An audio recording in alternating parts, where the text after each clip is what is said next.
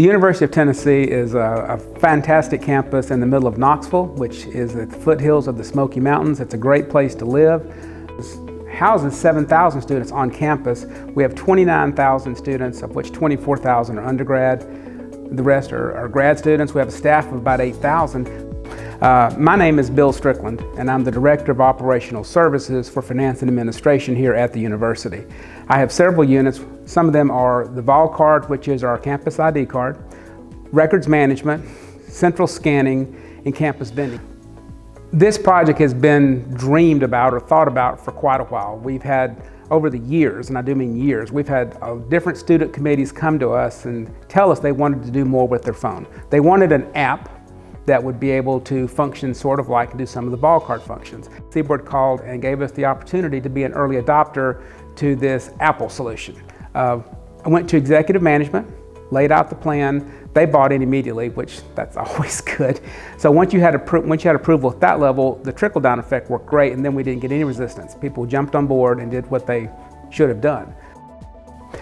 One of the things that really was attractive about the Apple solution was it's not an app. You don't have to have the app on your phone. You don't have to have anything running. It resides in the wallet. So all you've got to do is just tap, and that is great. And the students really like it.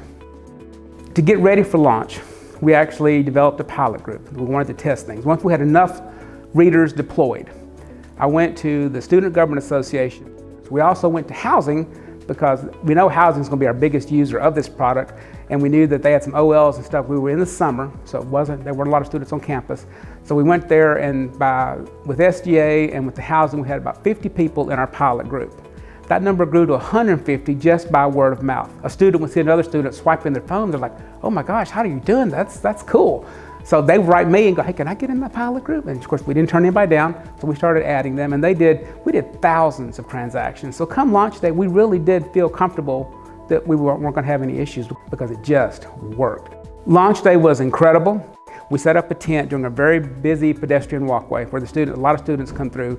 We started passing out flyers on how to provision your phone. We gave them some swag, some sunglasses, frisbees, whatever, just to get their attention, and said, "Check this out, try to do this." Then the student newsletter went out. They sent the mail at about 11:30. The next 15 minutes, we provisioned 1,000 phones. It was unbelievable how it all worked. We also did marketing, sent out a tweet. We did an Instagram story. We had stuff on all the digital screens on campus. We had table tents and all of the dining facilities. The students absolutely love it. They have jumped on board. They're provisioning like crazy. On launch day, we had over 2,600 students provision phones. And I think it has a coolness factor too. They really think it's cool to use their phone. I would recommend CBORD mobile credentials because I'd recommend CBORD. The way that the products all work together seamlessly is beautiful. We've been a CBORD customer forever, and we love it. And it is nice the way that everything just kind of folds together. We get great support from CBORD. Well, I mean, we have great salespeople, we have great technical people, we have good relationships, and we have a lot of peer networking with other schools that use CBORD, so we also get a lot of help from them as well.